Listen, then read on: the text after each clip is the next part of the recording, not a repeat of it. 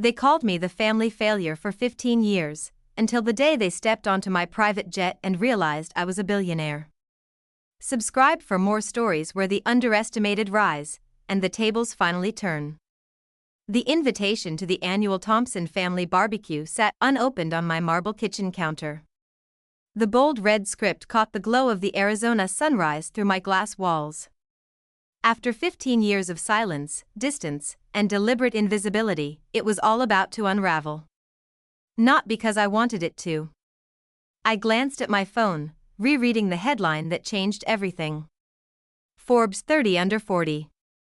Lea Thompson's virtual design empire, valued at $4.1 billion. The article drops tomorrow, 2 days before the reunion. So much for staying under the radar. Thompson, my assistant's voice came through the intercom. Your brother Chris is on line 1 again.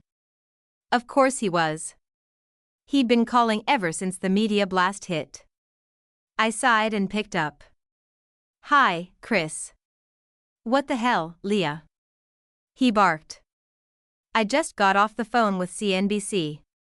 They asked me how it feels to be the brother of a billionaire. You want to explain something to me? I stared out at the desert skyline from my Scottsdale penthouse. Guess you'll find out with everyone else. Cut the crap. His voice sharpened. You let us believe you were broke for years. Mom thought you were couch surfing. Worried, were they? I said, half laughing.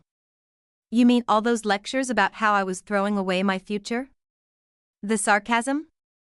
The helpful suggestions to go work for Uncle Mark's insurance agency?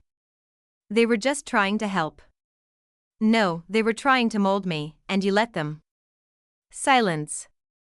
Chris, the golden child, Harvard MBA, joined Dad's accounting firm at 23, never questioned anything. How long? He finally asked. I walked over to the balcony, watching one of my 3 Teslas pull into the driveway below. Remember when I moved into that rundown apartment near Tempe? Chris paused. Yeah, when you started that 3D art stuff? That was 15 years ago. I didn't say anything else, and he didn't have to. That's right. I said aloud to no one, smirking. Everyone thought I was insane for tossing aside a finance degree to play with graphics, as Dad used to say, but what none of you knew was that I'd already sold my first VR sculpture collection for $660,000 back then. Chris had sounded stunned earlier. Yep. And 6 months later, I sold another batch for $200,000. By the time Dad was announcing over Christmas dinner that I was just figuring things out, I had already passed the million mark. I could picture Chris now, squinting, doing the math, but you still borrowed money from Mom and Dad for rent. You drove that beat-up Civic until last year. I actually laughed. I never borrowed money, Chris. I asked them to invest in me, in my company. They refused, loudly. And that Civic? A choice, just like this Scottsdale penthouse and the Gulfstream G700 parked at a private hangar downtown. Private jet, he had whispered, voice cracking. How rich are you, exactly? I could hear the disbelief cracking through his carefully composed tone. I thought back to all those dinners where I was the invisible one, the sweet but broke sibling. Our youngest, Tessa, used to theatrically cover the bill, sighing about how tough things must be for me. Forbes will print $7.2 billion, I'd said, but that's modest. The real figure is closer to 10. The sound Chris made was somewhere between a gasp and a small scream. I've got to jump into a board meeting, I'd added casually. See you at the reunion. Click. I turned toward the intercom. Samantha, is everything ready? Yes, Miss Thompson, she said. Jet is fueled. Rolls-Royce fleet is scheduled to pick up each family member. The venue has been secured. Private island confirmed, and all NDAs are signed. Perfect. I picked up the reunion invitation again. For 15 years, I'd let them box me in, the weird one, the dreamer, the financial disappointment. But this time, they'd see the real me. My phone buzzed. Tessa. OMG, Leah. This Forbes thing, tell me it's a prank. What is going on? I smiled and left her on read. Funny how the quiet ones always surprise them. Tessa, who loved to brag about how she made it in corporate America while her artsy older sister was still finding herself. The intercom buzzed again. Miss Thompson, both your parents are on the line. I didn't miss a beat. Tell them I'm in a meeting. I glanced at my Cartier watch, and Samantha called the heli. I think I'll take the chopper to the board meeting today. As I gathered my things, tablet, sunglasses, notes for the next pitch deck, my mind drifted back to the day everything changed. The day I decided to keep my success a secret 15 years earlier. 3D design isn't real art, Leah. Dad had scoffed across the dinner table. And this crypto art thing, he added, eyes narrowed. It's a scam. No one in their right mind is going to pay for computer-generated nonsense. I was 22, fresh out of Wharton, sitting at Sunday dinner in my parents' Phoenix estate, trying to explain a vision they didn't want to hear. They hadn't paid for an Ivy League education so I could play with pixels. Actually, Dad, I just sold my first collection for enough. He snapped, cutting me off. You either come work at the firm like we planned, or you're on your own. No support, no safety net, just a cold cutoff. My mother gave me her trademarked patronizing smile, reaching across the table to pat my hand. Honey, we're just worried. You need structure, something stable, a real career. I looked around the table, Dad's stern glare, Mom's polite pity, Chris's silence, and Tessa's smirk. That was the moment. I didn't tell them about the $50,000 I had already made, or the 3 immersive galleries courting me, or the venture capital firms emailing me daily. You're right, I said, standing. I'll figure it out on my own. 2 weeks later, I moved into a shoebox studio in Tempe. They assumed I was broke, too stubborn to ask for help, but I was quietly building a digital empire. Year 1, brutal. 18-hour days, code, art, networking, sleepless ambition. My first major collection, Neon Syntax, sold out in 6 hours. Total earnings, $1.2 million.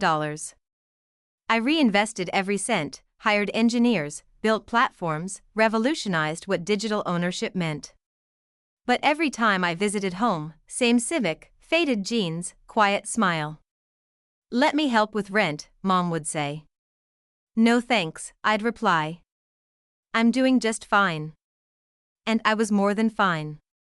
By the end of that first year, my net worth had crossed $10 million. By year 3, I'd quietly passed $100 million.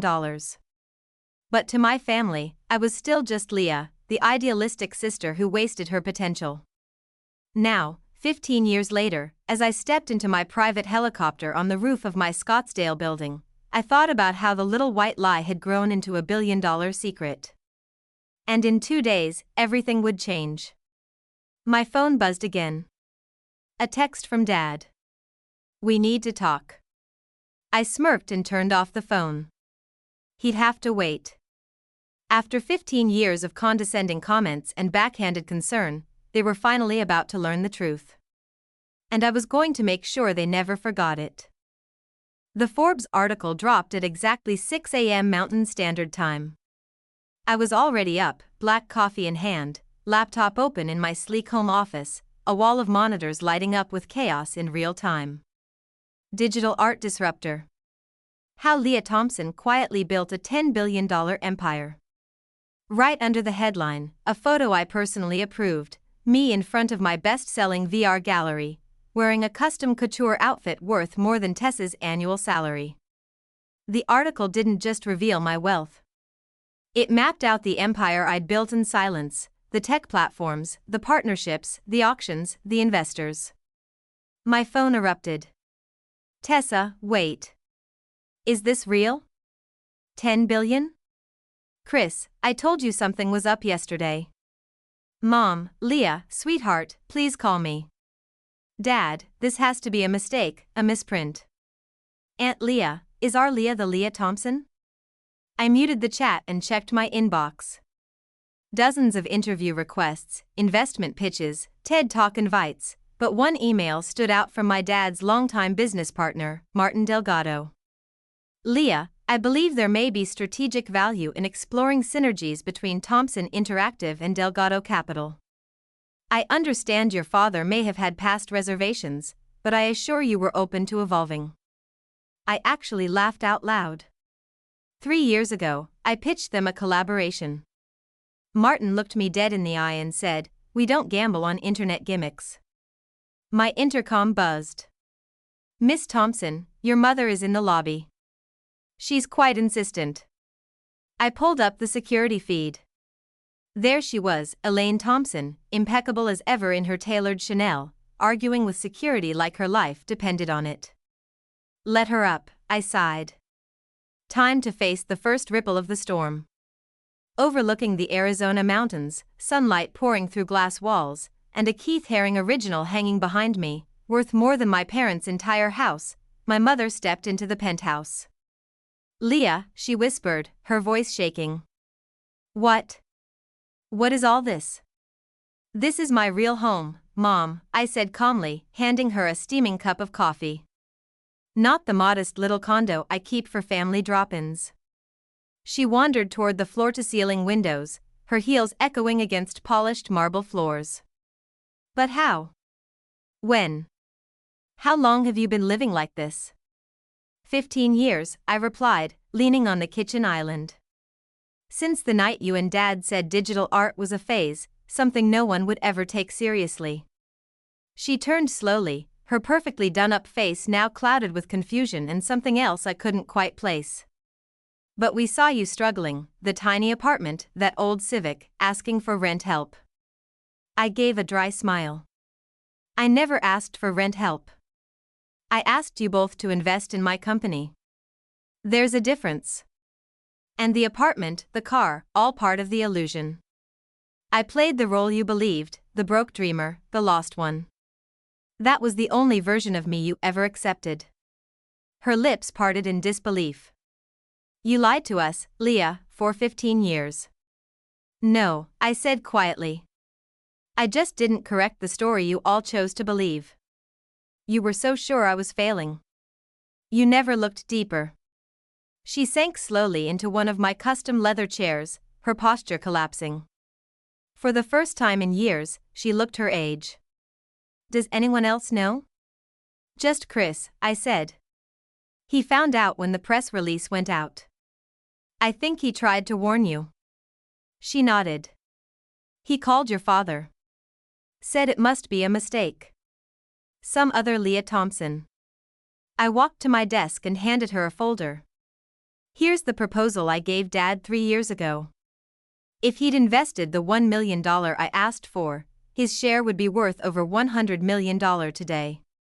Her hands trembled. "He said you were looking for a handout," she whispered. "That your art had failed. And you believed him?" She didn't answer.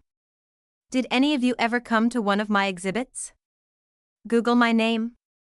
Nothing. I turned back to the window, watching the city buzz below.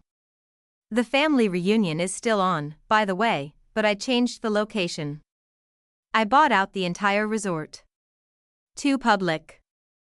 Everyone will be picked up by Rolls-Royces, flown on my jet, and will be celebrating on my private island." "Your island?" My mother echoed, her voice barely above a whisper. "In the Caribbean," I said casually.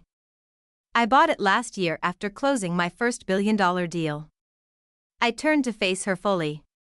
"And Mom, this time I won't be the quiet one sitting through dinner while everyone lists their promotions and new real estate deals.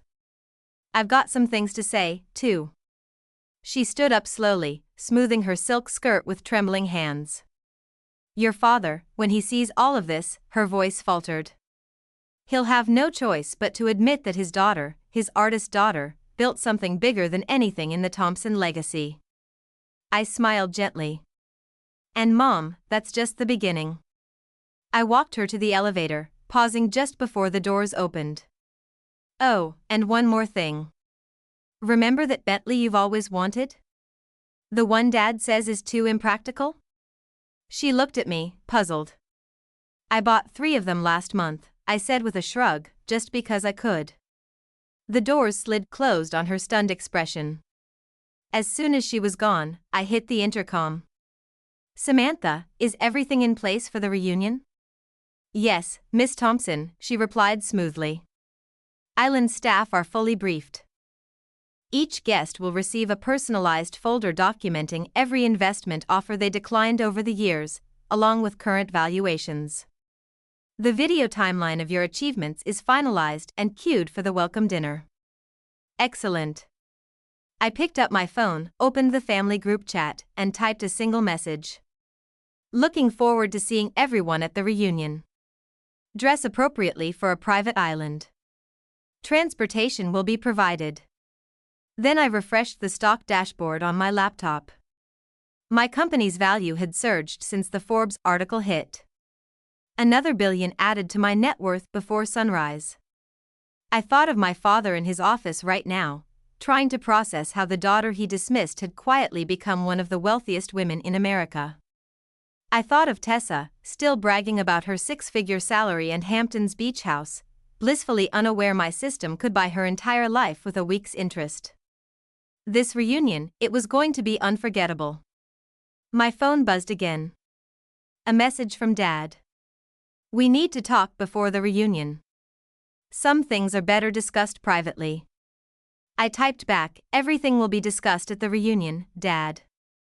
Isn't that what reunions are for? Sharing our accomplishments? Then I called Samantha once more. Have the design team repaint the helipad. Make sure my name is clearly visible from the air. It's already done, Miss Thompson. Anything else? Samantha asked over the line. I paused, thinking of 15 years of pity, mockery, and being branded the family disappointment. Yes. Have the Forbes article framed and hung in every room on the island. I want it to be the first thing they see, no matter where they turn. As I ended the call, I caught my reflection in the glass, calm, confident, wealthy beyond imagination, and finally ready to show them all who I really was. The countdown was over. The morning of the Thompson family reunion arrived, clear and bright. I stood on the private runway of my Scottsdale airfield, watching as 3 black Rolls-Royces pulled in one after another. They had arrived. The doors opened. First came my father, still upright, still sharp-eyed, but his confidence dimmed. My mother followed, more subdued than usual after our conversation days earlier. Chris, Tessa, and a wave of aunts, uncles, and cousins trailed behind, their faces full of disbelief and veiled judgment. And there, waiting for them in the center of it all, sat my jet, sleek, white, gleaming. Thompson Interactive emblazoned in brushed silver along the fuselage. Welcome, everyone, I said, letting my voice carry. Hope the ride was comfortable. Leah, my father said, stepping forward, trying to reclaim his usual authority. This is a bit much. The resort would have been just fine. I smiled. The resort was too public, Dad. This reunion needed to be more meaningful. On my island. You're what? Tessa muttered, clutching her Dior bag. Of course you have an island. As they boarded the jet, I watched their eyes shift, soaking in the gold-trimmed interior, the original artwork, the Dom Perignon, and crystal flutes. Is that a real Picasso? Aunt Leah whispered. Yes, I replied. Picked it up last year. My father cleared his throat. Leah, maybe we should talk. We will, when we land. Until then, enjoy the champagne, I said, tilting my glass. It costs more than your company made last quarter. He flinched. 2 hours later, we descended toward a glittering jewel in the ocean, my 300-acre private island with a luxury resort nestled at its heart. Let the reunion begin. And there it was, visible from the sky, exactly as planned. My name, Leah Thompson, spelled out in letters so large and bold they could practically be seen from orbit. So high, what? Tessa gasped, misreading the name at first, then her jaw dropped as we landed. I heard her whisper, of course she branded the helipad. Surrounding it were massive digital screens, each cycling through my most successful immersive art collections. The sale prices prominently displayed: $2.3 million, $670 million, $1.15 billion. Each one a statement in itself. "Welcome to Thompson Island," I said, stepping onto the tarmac. "My own little slice of paradise." "Little," Chris muttered, eyes wide.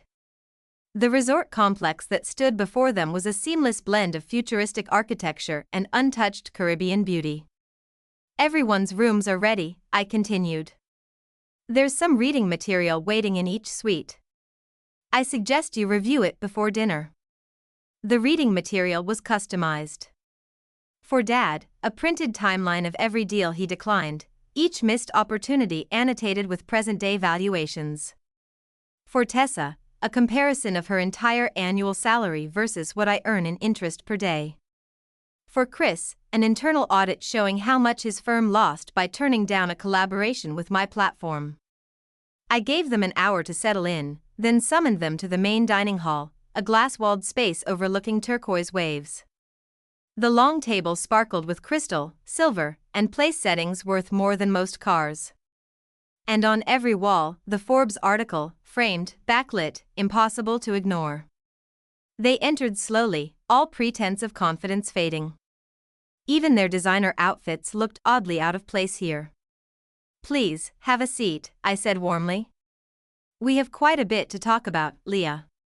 Dad began, attempting diplomacy.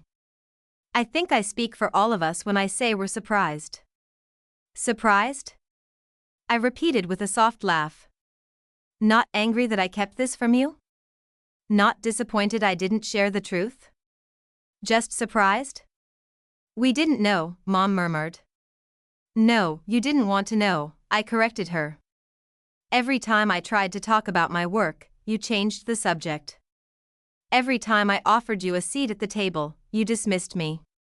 "But the apartment," Tessa said, voice small. "The Civic, the times I picked up the check because you thought I was broke," I finished for her. "Did you enjoy that, Tessa? Being the successful sister, the savior?" She looked down, cheeks flushed. At least she had the decency to look ashamed. "Let me show you something," I said calmly, pressing a discreet button on the side of the dining table. Motorized panels opened overhead, and high-resolution screens descended. A timeline appeared, juxtaposing milestones in my journey with the words they'd used to dismiss me. 2010, "This 3D art thing is a waste of your degree, Dad." Result, my first digital sculpture collection sells for $50,000. 2012, "Leah, you need a stable career, Mom." Result, company valuation hits $15 million. 2015. "At least one of us is doing well, Tessa." Result, I close a $120 million partnership with a major tech firm. 2018, "Crypto art sounds like a scam, Chris." Result, my platform crosses 500,000 users and $600 million in sales. 2022, "We don't fund online gimmicks, Dad's firm." Result, company valuation surpasses $3 billion. Every single comment, every time you looked at me like I was chasing a fantasy, I said, my voice steady. I remembered all of it, and I used it. My father swallowed hard. "Why didn't you tell us?" "Because you never wanted to hear it," I said. "You needed to learn that success doesn't wear a suit. It doesn't follow your playbook. And sometimes, the person you underestimate changes everything." I walked to the edge of the room, glass walls framing endless turquoise water. The hardest part wasn't keeping secrets. It was watching you all celebrate each other while I was building something you couldn't see. "Mediocrity," Marcus said through gritted teeth. "Yes," I said. "You played it safe. That was your ceiling. Mine was higher." I turned to Tessa. "You flaunted your six-figure salary like it was gold. I made that during a coffee break. Dad stood. Enough. We were wrong, okay? No, I said firmly. I don't want an apology. I want you to understand. I pressed another button. The screen shifted, revealing the prototype of my latest creation. This launches next month. A redefinition of how art is created, owned, and valued. Estimated worth $10 billion. I looked at them all. This time, you'll see it happen with your own eyes. No more doubting. The room fell into a deep silence, the kind that only comes when illusions finally collapse. My family sat frozen, absorbing the reality they had ignored for so long. Finally, my mother spoke. We're proud of you, Leah. We should have been proud all along. Thank you, Mom, I said gently. But I didn't do this for your pride. I did it because it was my dream, my vision. I looked around at the opulence they now couldn't deny. And now, it's my empire. So, what happens now? Chris asked quietly. Now, I echoed, pouring myself a glass of wine. Now we have dinner as a family. But this time, we'll do it my way. No more pretending. No more hiding. I raised my glass to the truth. Finally won. One by one, they lifted their glasses. The shock hadn't fully worn off, but something was shifting. The rest of the evening passed in a haze of Michelin-level cuisine, aged wine, and hesitant but warming conversation. For the first time in 15 years, they weren't just seeing me, they were really seeing me. When they finally retired to their suites, I stayed behind, watching moonlight dance across the waves. Samantha appeared beside me, her voice soft. Was it worth it? I thought back to the timeline, their stunned expressions, the pride they never used to show. Yes, I said, but not for the reasons I thought. It wasn't about proving them wrong anymore. It was about finally being free, fully myself. I smiled. And tomorrow, we show them the future. Their world of mutual funds, corporate ladders, and conservative choices was fading. The world I'd built, interactive, immersive, transformative, was just beginning. Later that night, I found a note slipped under my door. My father's handwriting. I was wrong. Not just about your business, about everything. You didn't just succeed. You changed the game. I'm sorry I didn't see it sooner. Dad. I placed it in a frame beside the receipt from my first digital sale, $1,500, a reminder of where it began. The next morning, as my family gathered for breakfast, attitudes softened, curiosity blooming, I realized something profound. Success isn't just about proving others wrong. It's about proving yourself right. And sometimes, the sweetest victory isn't loud. It's in quietly knowing you built something extraordinary while the world was busy doubting you. My phone buzzed, breaking the moment. Thomson Interactive announces revolutionary new platform. The future had arrived, and this time, they'd be watching it unfold. No more hiding, no more pretending, just success on my terms. If you've heard my story, I want to hear from you. Leave a comment below. Tell me, what would you do if you were in my shoes? Would you keep going, even when your family didn't believe in you? Would you stay silent, or make the world listen when the time is right? Your support means more than you think. Share this video if you believe in second chances, in building something powerful even when no one is watching. And don't forget to subscribe because this isn't just my story. It's for anyone who's ever been doubted, dismissed, or underestimated. If you're chasing a dream right now, keep going. People may laugh. They may doubt you. They may call you crazy. Let them. Let their doubts fuel your drive. Build quietly. Grow. And when the time comes, let the results speak for themselves. You don't owe anyone an explanation for your vision, but someday, you owe it to yourself to prove you were right all along. Because success, it's not about shouting the loudest. It's about being undeniable.